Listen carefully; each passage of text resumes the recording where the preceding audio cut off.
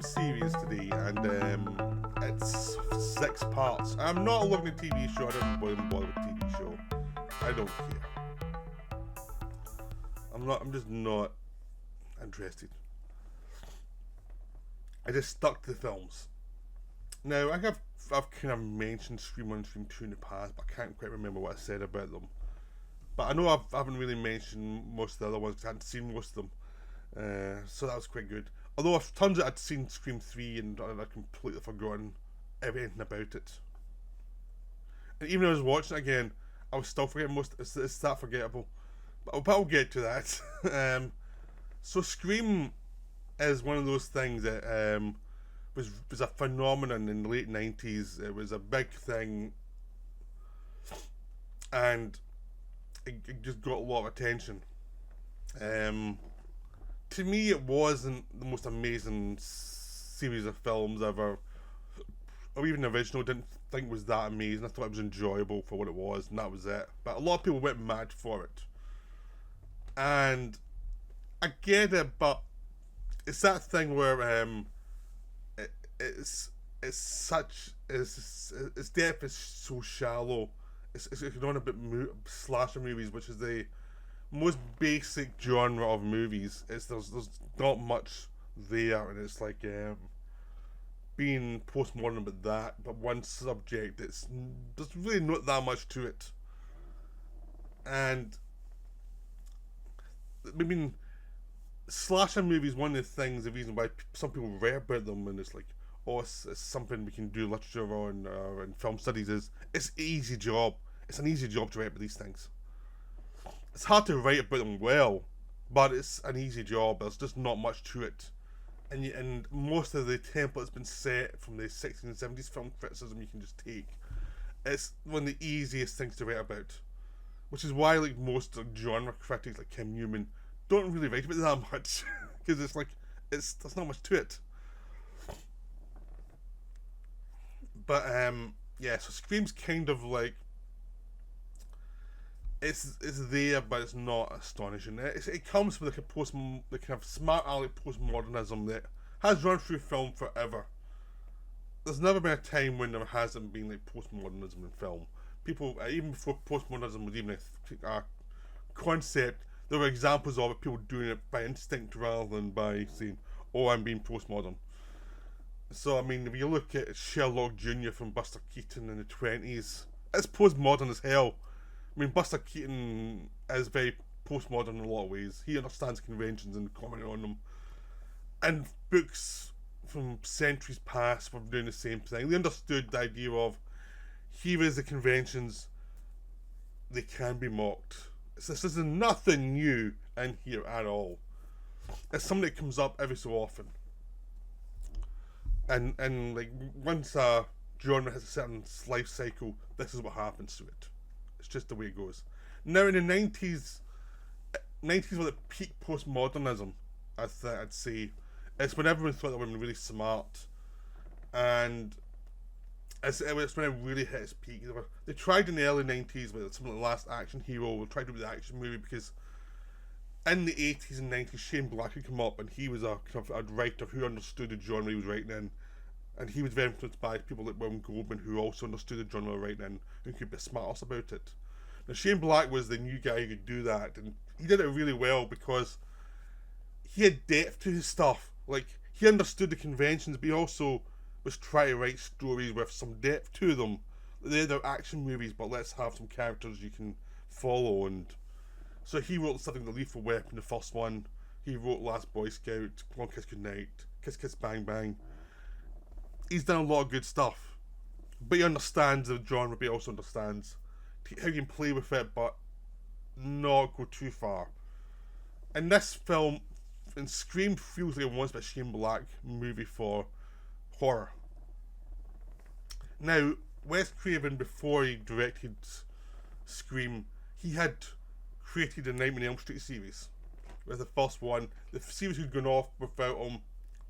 And he came back to number 7 with Wes Craven's New Nightmare, which was a postmodern take on Freddy Krueger, and the idea of the actors who created this are getting nightmares with Freddy Krueger. the original Freddy Krueger, not the creation they had in the film and things like that. And so Wes Craven had already been postmodern. And to be honest, that was a much creepier film than Scream. It's one film that got under my skin a little bit because it was genuinely creepy. Scream doesn't get under my skin at all. It's too smart ass for that.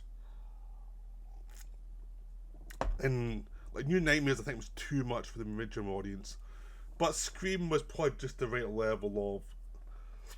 Because a lot of the audience that come into this, they don't want a dissertation on horror movies, but they want a bit of fun with it. That's it. The slasher genre had been and gone, and you know, it had been done. It actually come from like, the 70s giallo films, which had come from the 60s murder mysteries. They'd been influenced by Hitchcock, which had been influenced by Fritz Lang. It was a whole series of genres that had evolved to this. But I mean, the whole idea of them being two killers, independent killers, or two killers, and a giallo could be independent killers, and this one they're working together.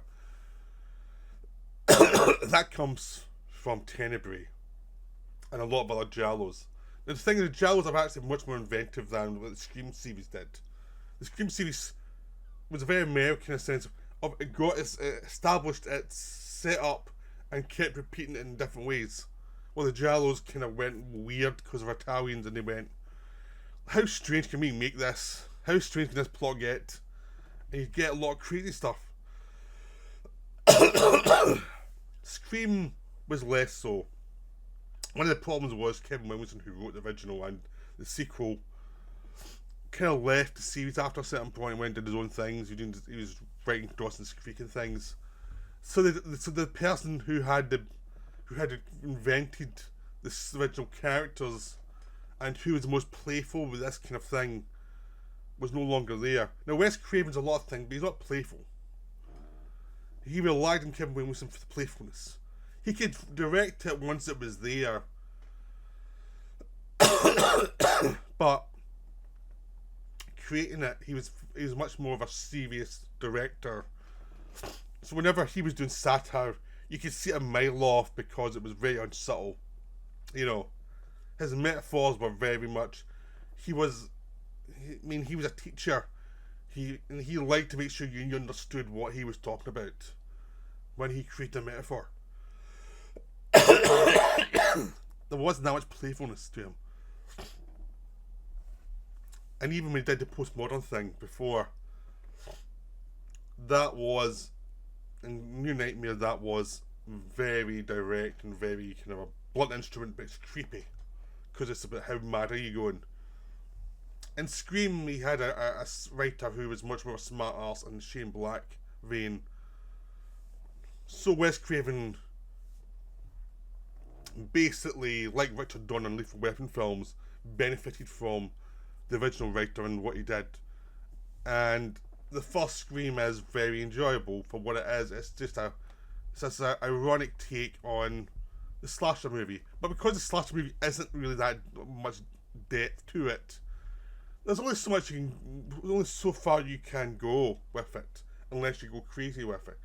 And the series eventually started to go crazy and have fun with it, but it took a while. Now, this is not going to be a slamming on Scream series, by the way. There's a lot of them I like. I'm just trying to establish what the limitations were that was set up in the Scream series that could be a problem. I think they did a lot more with it than you think they could do with it as they went on. But it was a setup where this is an industrial company making it, saying you have to keep to certain conventions because it's a sequel, and that was going to limit them, especially for a certain amount of time. And they did limit the series for a little bit, but they kind of moved beyond that eventually. And basically the reason it was done was because the fans wanted a certain thing. This is what a Scream movie is. And it's like, well, how do you get beyond the conventions of this? So the first one is basically a young woman who's been mentally tortured by a killer who's trying to freak her out. There's been local murders. It's like, who's the killer? Is it her boyfriend? Is it her best friend? Is it her father? Is it the crazy reporter who's fallen up and something happened to her mother before? Is it the too nice policeman? Is it the film geek who's maybe too obsessed by his fandom of slasher movies? All these people are a potential suspect. It turns out it's the boyfriend and his best friend who was always established as the biggest suspect, and they mess around so that you think it has to be him, then it can't be him, and then turns out it's him, and he's been messing around with her by having two killers. And it's a fun movie. It takes a mickey out of certain conventions. It's very self-aware of what you expect from a movie, what you don't expect from a movie. But again, it's inch deep, and it's not as crazy as some of the stuff I like for the Giallos. So I was always a bit like, hey, you're okay, but you're not Argento, you know. You're not Mario Bava, come on, really. So I always had that attitude. It's like, you're not the best in the genre. You're not De Palma, who could really riff on these movies and do lots of weird stuff like Dress to Kill and Blow Out. He could really get a lot of depth to what could be a very conventional set of images and find ways around them and do things that Scream series never managed to do, ultimately. So, but within its own shallow pool of the set of subgenre slasher movie, this film worked well. It was limited by Wes Craven's not the best director of actors. The actors are on their own, and especially the first one, the actors are getting used to the characters, so some work out better than others. But Craven is good at the horror stuff, so that works. The script works. It became a phenomenon. Just this film just connected. Everyone loved it. Some people loved it in insane ways. And it's like, have you seen any of our horror movies? What? But yeah, it's an enjoyable film. It's still very watchable, very rewatchable. Some directors were annoyed by it, like David Cronenberg was, because it was like, this is just shallow, this is nothing. Because he made Existence a year or two later, which was much more in depth about postmodernism and how it affects your mental state and how it affects what you're seeing, what you're not seeing. And that died a death because it was too complicated. So then you had Scream 2. Now, Scream 2 is probably my favourite of the series, because it is about sequels. And it was one of those things that was freed up a little bit by the first one had done well, and this second one, you get a sense of, one, the actors were more used to their characters, they could be more playful with the characters a little bit more. They were more relaxed in their own skin. The writer was more relaxed in what he was doing. Everyone was having fun with this one. The villain's revelation was good. It was the mother of the killer plus the crazy film student who was, or a different crazy film student who was in film class, Timothy Olyphant, who is always good to play a psycho. And it's really enjoyable. It's silly. They kill off Randy the film geek for the first one in a really nasty way. All the different character interrelationships. You'll get Gail Weathers and the cop, played by David Arquette, who have a nice flirtation going. He's really nice and she's really not, and the actors have a good chemistry. They were married for a while, and that really works. And Neve Campbell's now into her own as Sydney, the main character. Everything's starting to work. Everyone's starting to enjoy themselves a lot more. Everyone feels more comfortable. And it's just one of those films. It's not as original as the first one, but it's more enjoyable than the first one. It just it just works. It's a fun sequel. It's exactly as shallow as it needs to be in some ways, and as deep as other ways. And the idea of the mother of the slaying killer coming back is a good one, and it works. There's an emotional attachment to it that just works. You understand the motivation straight. As soon as you say that, I get it. Now, I'm not saying much about the set pieces in that one because they're really well done, and just go watch it. It's fun. It's really a lot of fun. First two are a lot of fun. Then the Scream series hit the bumps. The third one's a bump, the massive bump. I mean, after the third one, the other ones I can enjoy, but the third one is a bump. The third one is boring. That's the main thing. Is one, you figure the killer out like as soon as he turns up, even though he's miscast. It's like you're not. It's the film director who turns out to be the son of basically Sidney's half brother, but he looks like a John. He's meant to be a film director. He doesn't convince you at all as a film director, like at all. He's miscast, and then he becomes a killer. It should work, but it doesn't, because it feels like anyone could have been that character. Anyone could have been a killer, and none of the clues have been worked out, because this is the first time that the writer of Scream Kevin Williamson hadn't written this one. They did some notes, and then Ethan Kruger came in and did it, and he's not as good at any of this stuff, and apparently Wes Craven was inventing stuff as they went. I mean, the best scene in the film is in a recreation of the house in the first film, and on film set where she's getting chased by the killer. And that's the best scene in the film. That's the only memorable scene in the film.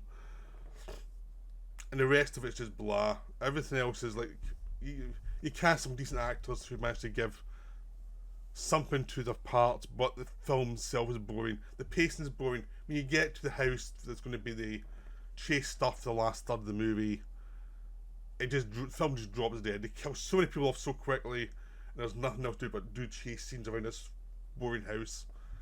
And even the setup isn't that great. It's just like blah blah. And you can just tell it's a director who's like, this isn't working. I'm trying my best here, but this isn't working.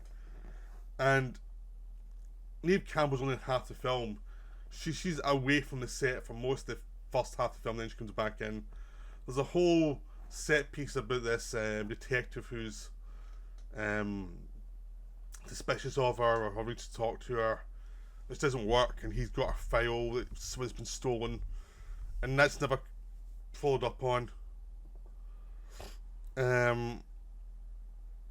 Just everything about it is just like blah. Even the whole setup of this idea of a mother came to Hollywood, was raped, had an illegitimate child. It should have been powerful. It's just not. The way it's done is just terrible. And this is just so easily the worst film in the series. It's just like, it stopped the series dead for quite a few years because it was so boring, and everyone just thought, nah, that just didn't work. And so it took a long time for anyone to really get back together and try and think of doing another one, because that film just did not work in any possible way. The actors looked bored. They were relying on David Arquette and Courtney Cox for a lot of it to have some charm to try and keep it interesting. And then Parker Posey playing the actress who's playing Cox's character in the films, and she's fun, but she's killed off way too early. It's everything there. None of the suspense works. Just nothing in this film works. Oh, apart from that one scene in the set house. That's it. That's the only thing that worked in this whole film. It's just dull. And no one wanted to speak of that one for a long time, I don't think, because it just did not work. So then we go to the fourth one. The fourth one was a film that came out, was thought was a disappointment, but actually looks really good as you go on. Because it is the idea of, it's 10 years later, everyone's moved on in their lives, everyone's happy. Dewey and Courtney Cox's character are married. He's a sheriff of the town. Cindy's a best-selling author. She's doing a book tour, and when she comes back to her hometown, the murders start again. And there are a lot of fun murders. You know, it's all very enjoyable. I mean, there's the pacing's a bit off in the middle. It gets a bit flabby in the middle of the pacing, but even then, those scenes, the Stabathon scenes, that was the thing that kind of slows the pacing down a little bit, are still fun scenes. There's just the whole idea of this. You've got actors who are getting to play some fun, bitchy parts, like Alison Brie, who plays nice people, was playing this bitchy, like publicist who you're waiting to see die, and you can tell she's having a ball. You know, Emma Roberts as the niece who's been set up as a new face of the series. Basically, it turns out she's a killer, which is a nice little touch, and you can tell Roberts is having a lot of fun with the part as well. It works. Rory Culkin as the other killer, who's this film says guy. He works as well. Like, you know he's a killer. You just know he's one of the killers. But the thing is, he's used as he's almost like the red herring in the sense of, yeah, we know he's one of them. They don't even try to hide the fact that he's one of them. They might do a little bit here or there, but generally they expect you to understand that he's one of the killers. But he's been used to hide the fact that the other killer is as a person you're meant to think is going to take over the series. So things like that really work in this film. An idea of they're fame obsessed, and I think they want 15 minutes of fame. And just the idea of the niece of something like a person you cannot kill. She's just so obsessed, and it's like it end up having basically almost a massacre in this hospital room, which is just a lot of fun. It's a sense of they're having fun again. Kevin Williamson came back and wrote the script. They rewrote little bits as it went to add certain things. There's another character called Kirby, who's also another film fan, that came into it.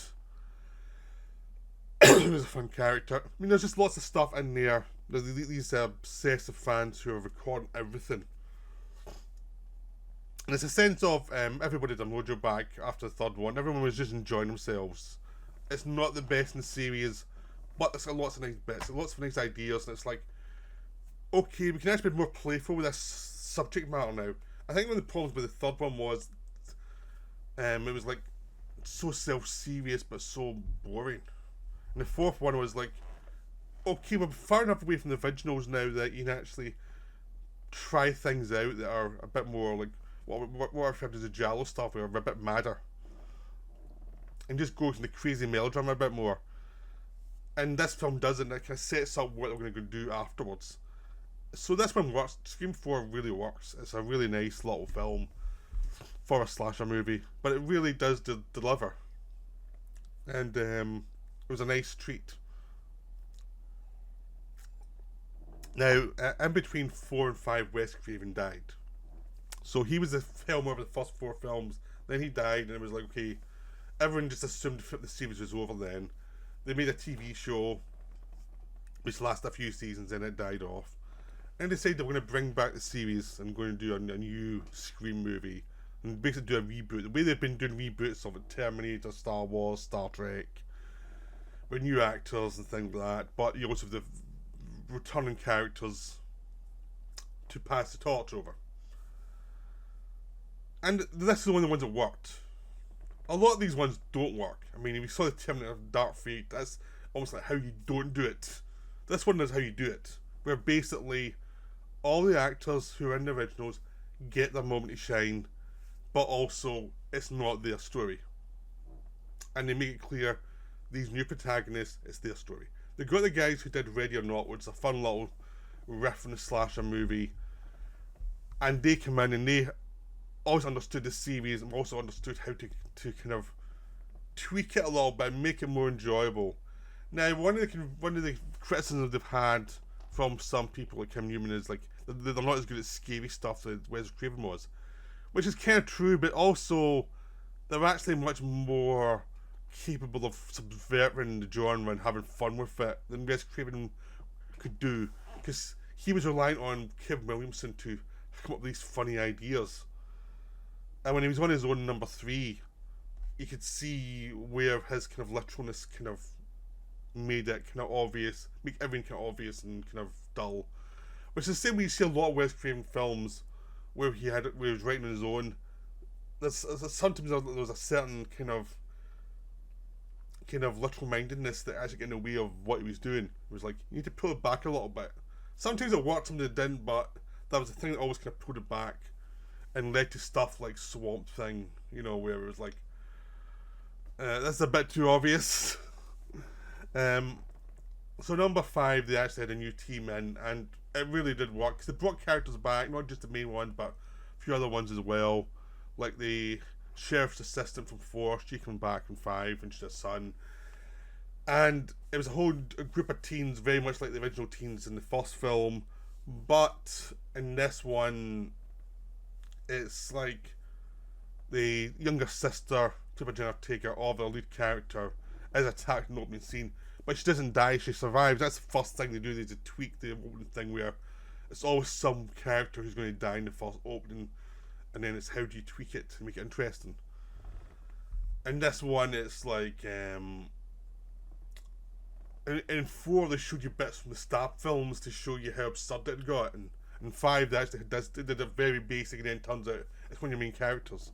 And she doesn't die, but she's injured for all the film. Like, the whole thing is, she's injured the entire film. She cannot run. She's a liability to anyone trying to save her for the entire film. It's like, you're the bait for most of the scares. And it's like, it works, it's a nice idea. And basically, after that attack takes place, her sister comes home. Her sister's been a troubled youth and has moved on, and she comes back, played by Melissa Barrera. She's really good as a lead. The thing is, the 2 leads in this one work really well, so you don't really miss Neve Campbell as much, because A, she's in the film, but also you've got 2 new characters who are actually interesting and you can follow, and they've got their own problems, because the turns out the lead character is a daughter of Billy Loomis, who was the psycho from the first one, and she's worried that she's a bit of a psycho because of who her father is. And the revelation of that destroyed their lives when she confronted her mother and caused havoc for the family. So that setup really works. And then basically them getting attacked by these Ghostface killers from all the other films. But the nice thing about this film is, all these films, is because it's just a mask, but the person behind the mask is always going to be different. It's always going to be a whodunit, really. It keeps it kind of twisted and fun, even though there's only so many suspects. And you're eventually going to start regurgitating who the killer is. I mean, this one, the killer is the boyfriend, just like the first movie. But it's now played by Jack Quaid, who looks very innocent and very kind of, behind the times. He says he's never seen any of these movies. He doesn't know what they are, and he's watching them. And it turns out he's a massive fan, and he's a lunatic. His co-killer is one of the friends of this group, who is obsessed by it as well, and she's just a lunatic as well. And it's like, they cast actors who have a lot of fun playing the killers, but also try to look nice. So there's a lot of enthusiasm for playing the killer, which is one of the things, the problem with 3, is the guy playing the killer did not look that much fun playing the killer. And in 4 and 5 and then in 6 as well, when you find out who the killers are, the actors are chewing the scenery, and they're having a lot of fun. And that you kind of need that. So there's lots of setups, lots of things happening. Dewey, played by Dave Arquette, who was kind of the best character in the series, is killed off in this one, which I think is a big mistake. I mean, I think it was like you could have killed off Courtney Cox quite easily, and it would probably work better and given the series more to go, because she's less liked and less interesting as a character. The Dewey character actually is very flawed, which makes him work. And I think killing him off was kind of like, oh, right, I think it's something they're going to regret, because it kind of kills the storylines. He was always useful to the audience identification figure. And so, but they kill him off. But it still works in the film. The revelations work. The murders work. And there's a great gag where one of the victims comes back in the 6th film as well. He survived. He gets stabbed in a way that like, he's got to be dead. I know he survives. And the same thing happens to him in the 6th film, and he survives again. It's like this running gag is this guy's a pincushion for these killers. Yet he still keeps breathing even though he's like. And also Melissa Barrera, when she's got a knife in her hand, defending herself or killing one of the killers, she goes mental like it's a workout. And it's a lot of fun because it's like, oh, she's really into this. She understands what movie she's in. Yeah, everyone in the first film understands what movie they're in, and they can have a lot of fun with it. So the 6th one is actually, I think, another one of my favourites of this series. Because it's like I get a feeling as they've kind of worked out the kinks in the fifth one, and it's again it's using the same convention of number 2, where it's like the family of the killer of in the previous film are coming back for revenge. So they've basically been reusing the same plot lines from number 1 and 2, but it's like, well, they're doing a variation, it's fine. And even though I kind of figured it out, a lot of the set pieces are enjoyable. They have some fun stuff where you have someone killed in the opening, then it turns out the killers are killed by the real killers.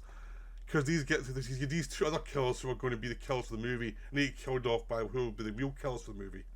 Because the real killers wouldn't want these guys in the way. And it's a family of the people killed in the last film, and it's in New York, even though it's shot in Vancouver, covering for New York, as always doing like Jason vs Manhattan things. So it's very self-aware, but it has a lot of fun with it, and they have some nice sequences, like the idea of being trapped in this New York apartment with a murderer. And how do you get out of the apartment when he's inside with you? You have to crawl from one apartment block to the other. Is a lot of fun. You've got the 2 sisters now kind of bickering a bit more because one's overprotective of the other, and the Lisa Barrera character's also still worried about influence of her father. And you just have some fun stuff in a train, which reminds you of Predator 2. The end is set in this theatre place where you get a lot of theatrical revelations. You've got Courtney Cox in a one-on-one with a killer in her apartment, which is nicely done. And there's just lots of really enjoyable set pieces. It's not the most high-depth film, but they've worked out what a Scream film is for the new age and how you can tweak it and how you can mess around. This one of 3 killers rather than 2, and technically 5 killers in this one because the first 2 get killed early on. But everything is enjoyably done. It knows it's a melodrama. It knows it's ridiculous. It knows you shouldn't take it too seriously. Kirby's from the forefront back as a FBI investigator. It all just works. It's an enjoyable film. It's an enjoyable episode in a series of films. Now this is the last of this series. They're going to do a Scream 7 battle with the old cast because they fired the lead actress for what they claim to be anti-Semitic comments about the Palestine situation, which if you read, you're like, no, they weren't. What? So it was like really weird. It's just a shot themselves through. You set up these actors to do these parts, and you've set them up, and then you don't end the story because of something that's not relevant to you at all. It's just stupid. So they lost their entire team behind Scream 7. Now they're refocusing, trying to get something else together now. So that's just weird. The director of this went on to do Abigail, which is wonderful, with some of the cast from this one as well.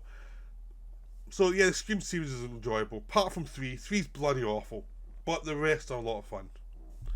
They're not the most high-depth films the way some of the fans would suggest, but they are enjoyable for the limitations. But if you want real crazy, go to Giallo. Go to 70s Giallo. It's real crazy shit compared to this. But this is a good attempt by the American versions. It's like, as they went on, they realised how to do Giallo films and create that and go weird and just realise we're American Giallos, let's just go do it. They went into that a lot more as they went on. So I hope you enjoyed this video, a very long video, and just go watch the films. They're fun. It's almost Halloween. Why not? Bye.